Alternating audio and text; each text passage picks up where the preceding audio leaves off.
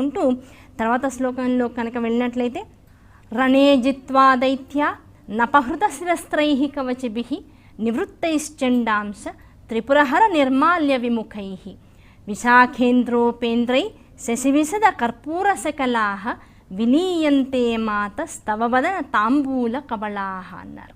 ఇందాక ఏ శ్లోకం అయితే అమ్మవారి యొక్క నోట్లో నమలబడుతున్నటువంటి తాంబూల కమలాన్ని మనకి దర్శనం చేయించిందో, ఆ తాంబూల కమలంతో పాటు అమ్మవారు సరస్వతి స్వరూపాన్ని మనకి దర్శింపజేస్తూ ఉందో, ఆ శ్లోకాన్ని ఇంకాస్త విశేషంగా శంకరాచార్య వారు ఇచ్చారు.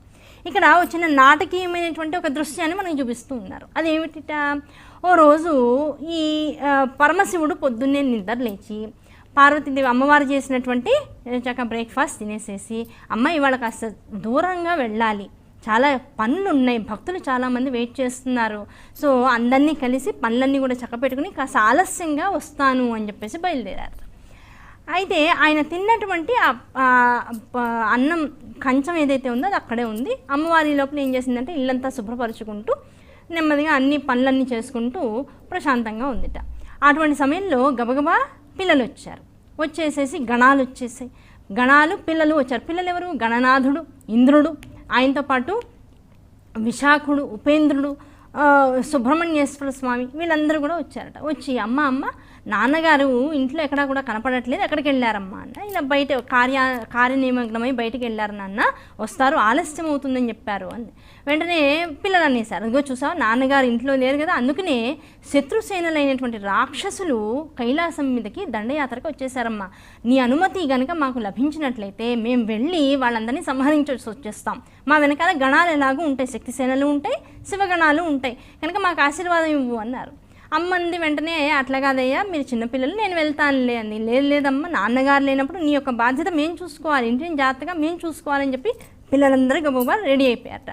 యుద్ధానికి రెడీ అవ్వడం అంటే ఏమిటి, మొత్తం శిరస్త్రాణాలు పెట్టడం పెద్ద పెద్దవి, అలాగే కవచకుండలాలు పెట్టుకోవడం, రకరకాల ఆయుధాలను పట్టుకోవడం, శరీరానికి అవతల ఆయుధాల వల్ల కలిగేటువంటి ప్రమాదం లేకుండా సుస్థిరం చేసుకుని ముందుకు కదులుతూ ఉండడం. ఇలా చక్కగా తయారైన వాళ్ళు అందరూ కూడా ఈ రణానికి వెళ్ళిపోయారట, యుద్ధానికి వెళ్ళిపోయారు. వెళ్ళిపోయి అమ్మ అనుగ్రహంతో వెళ్ళినటువంటి వారు కదా, ఆ అమ్మ అనుగ్రహంతో విజయకేతనాన్ని ఎగరవేసి రాక్షస సంహారం చేసి పిల్లలందరూ మధ్యాహ్నం సమయం అయ్యేటప్పటికల్లా ఇంటికి వచ్చేసారట. వచ్చేసి ఇప్పుడు చూడండి, చిన్నపిల్లలు స్కూల్లో ఇవాళ మంచి మార్కులు వచ్చాయి, టీచరు చేతి మీద ఒక స్టార్ వేసింది. ఇప్పుడు పిల్లలందరికీ అదొక అలవాటు కదా, ఆ స్టార్ వేసింది, 2 స్టార్స్ వేసింది. అది అమ్మకి గబగబా చూపించాలని ఏం చేస్తాడు వాడు, గబగబా పరిగెత్తుకుంటూ వచ్చి బ్యాగ్ ఒక వైపుకి, షూస్ ఒక వైపుకి, సాక్స్లో వైపుకి, వాటర్ బాటిల్ వైపుకి అన్నింటినీ పడేసేసి అమ్మ ఎక్కడుందో వెతుకుంటూ అమ్మ అనుకుంటూ ఇల్లంతా వెతుక్కుంటూ ఉంటాడు. అలాగే ఈ పిల్లలు కూడా ఏం చేస్తారంటే, అమ్మ మేము విజయాన్ని గడించాం, రాక్షసుల మీద యుద్ధాన్ని గెలిచాం, ఆ అమ్మకి ఆ విషయం చెప్పాలని ఏం చేశారట, ఒకవైపుకి శిరస్త్రాణం అంటే ఈ నెత్తి పెట్టినటువంటి ఈ శిరస్సు మీద పెట్టుకున్నటువంటి కవచం ఏదైతే ఉందో అదొక వైపుకి, శరీరానికి పెట్టిన కవచం ఇంకో వైపుకి, బల్లాలు ఒక వైపుకి, బాణాలు ఒక వైపుకి, గదలు ఒక వైపుకి పడేసేసి గబగబా పరిగెత్తుకుంటూ అమ్మ లోపల ఎక్కడో రూమ్లో ఉంది ఆవిడ కోసం వెతుకుంటూ వెళ్ళారట. వెళ్తూ ఉంటే డైనింగ్ హాల్లో ఏం కనబడిందిట, పొద్దున్న నాన్నగారు తిని వదిలేసినటువంటి నిర్మాల్యం కంచంలో అలాగే ఉందిట. అది ఎవరిట, నివృత్తైశ్చండాంశ అన్నారు. అది చండుడి యొక్క ప్రసాదం, పరమశివుడి యొక్క నిర్మాల్యం అంతా ఎవరికి చెందుతుంది అంటే చండుడు అనేటువంటి భక్తుడికి చెందుతుందిట. అందుకని దాని వైపు కన్నెత్తి కూడా చూడలేదట. వీళ్ళకి అప్పటికే పాపం ఆకళ్ళు వేసినాయి, చిన్నపిల్లలు అయినా సరే దాని వైపు చూడలేదట. చూడకుండా అమ్మ కోసం పరిగెత్తారట. ఇక్కడ విశేషంగా చండుడి గురించి ఎందుకు ప్రస్తావన వచ్చింది అంటే, చండుని యొక్క కథ చెప్పుకోవాలి. పూర్వాశ్రమంలో పూర్వగాథలో ఆయన ఒక బ్రాహ్మణపుత్రుడు అయి ఉండి అయ్యవారిని విశేషంగా ఆరాధించినటువంటి వారు. ఆ ఊళ్ళో ఉన్నటువంటి వైశ్యులందరూ కూడా కలిసి వాళ్ళ యొక్క పశు సంపదనంతా కూడా ఈ పిల్లవాడికి అప్పచెప్పి నాయన జాగ్రత్త కాచుకుని చక్కగా గడ్డి మేపించి తీసుకురా అన్నారు. చక్కగా రోజు వెళ్తున్నాడు, గడ్డి మేపిస్తున్నాడు, తీసుకొస్తున్నాడు. ఎప్పటికన్నా కూడా ఆ పశువులన్నీ కూడా తాము ఇచ్చేటువంటి పాల సంపదని పెంచుకున్నాయట. దాంతో వైశ్యులందరూ ఆనందించి రోజు ఆ అబ్బాయికి ఇంకా ఎక్కువ మంది ఇస్తూ ఉండడం, దానివల్ల గ్రాసం ఇస్తూ ఉండడం, వాళ్ళ ఇల్లు జాగ్రత్తగా నడిచేటట్లుగా వాళ్ళకి అందరూ కూడా సహాయకారులుగా నిలిచారు.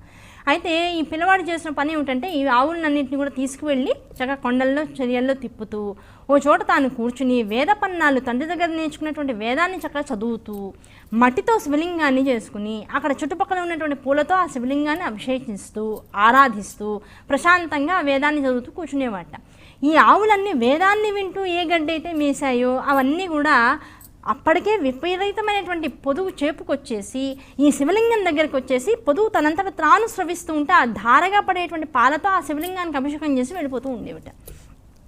అలా జరుగుతున్నటువంటి ఈ విషయాన్ని ఓ రోజు ఒకళ్ళు చూసి అక్కడ ఉన్నటువంటి వైశ్యులందరికీ చెప్పారు, అయ్యా మీరు అనుకుంటున్నారు పాల సంపద పెరిగిందని, వాడు ఇంకా వేస్ట్ చేస్తున్నాడు, అది కూడా వస్తే ఇంకా బోల్డ్ ఆదాయం వస్తుంది మనకి అన్నారు.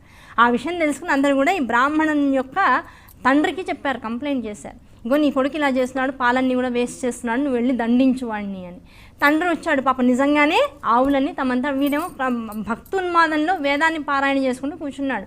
అవి వాటంతటా అవి వస్తున్నాయి, శివలింగం మీద కూర్చుంటున్నాయి, పొదుగు చేపు వస్తుంది, పాలు ధారగా కారుతున్నాయి వెళ్ళిపోతున్నాయి, మళ్ళీ ఇంకోటి వస్తుంది శివలింగం మీద నుంచుంటుంది, పాలు చేపుగా కారుతున్నాయి వెళ్ళిపోతున్నాయి.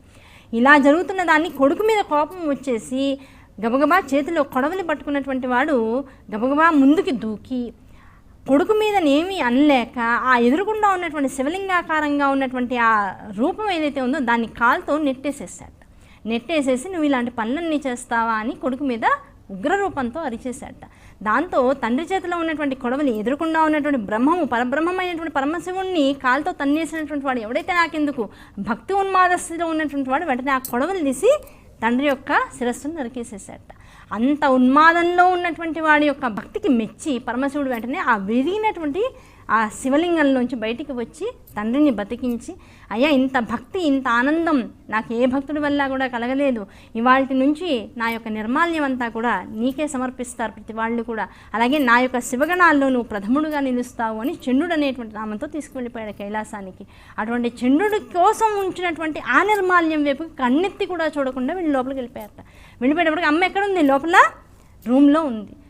ఒక రూమ్లో ఉన్నటువంటి అమ్మ దగ్గరికి వెళ్ళి, అమ్మ నీకు తెలుసా ఎంత బాగా యుద్ధం చేశాము, ఎంత బాగా వేశాము బాణాలు, అసలు మేము చేసిన యుద్ధం నువ్వు చూడాల్సింది ఎంత బాగుండేదో అని అమ్మని చెబుతూ ఈ లోపల దృష్టి ఎక్కడికి వెళ్ళిపోయింది, అమ్మ నోట్లో తాంబూలాన్ని వేసుకుని నములుతూ ఉంటా. ఆ తాంబూలం ఏమిటంటే శివనామం. తాంబూలాన్ని నములుతూ ఉంటే ఆ ఎర్రగా మారినటువంటి నోరు వైపు చూసి అమ్మమ్మ ఏం తింటున్నావు అన్నాడు. విషయం చెప్పాలనుకుంది, మర్చిపోయారు. అమ్మ ఏం తింటున్నావో చెప్పవా అంటే అమ్మ నవ్వి ఆ తాంబూల పిడిచని బయటికి తీసుకొచ్చింట. ఇంకో తాంబూలం తింటున్నాను నాన్న అన్నట. అమ్మ మాకు కూడా కావాలి అన్నారట. ఆ తాంబూలాన్ని ఆ కబళాన్ని చూసి అంత ఆనందపడిపోయి అమ్మ నోట్లోంచి వచ్చేటువంటి ఆ సుగంధ పరిమళాలని చూసి జగత్తులో మరీ ఇకతరమైనటువంటి వాసనల వైపుకు మనస్సును రమింపచేయకుండా అమ్మ పాదాలను నిరంతరము పట్టుకున్నటువంటి వారిగా ఆ తాంబూల చరవణంలో ఉన్నటువంటి ఆ కబళము యొక్క మొక్కని స్వీకరించిన వారందరూ కూడా విశేషమైనటువంటి దేవతా పదవుల్ని చక్కగా అధిష్ఠించి జగత్తునంతటిని కూడా రక్షించేటువంటి వారిగా మారిపోయారమ్మ. అది నీ తాంబూల కబళము యొక్క విశేషతత్వము అని ఈ శ్లోకంలో చెబుతున్నారు. కనుక అమ్మవారి యొక్క తాంబూల చర్వణాన్ని, ఆ తాంబూల కమలంతో నిండిపోయినటువంటి నోటిని, అలాగే ఆ రసముతో వస్తున్నటువంటి వాసనని ఎవడైతే సాధనాపూర్వకంగా ఈ శ్లోకాన్ని చదువుతూ భావిస్తాడో అటువంటి వాడికి వాసనాక్షయం అయిపోతుంది అని శాస్త్రాలు చెప్తున్నాయి.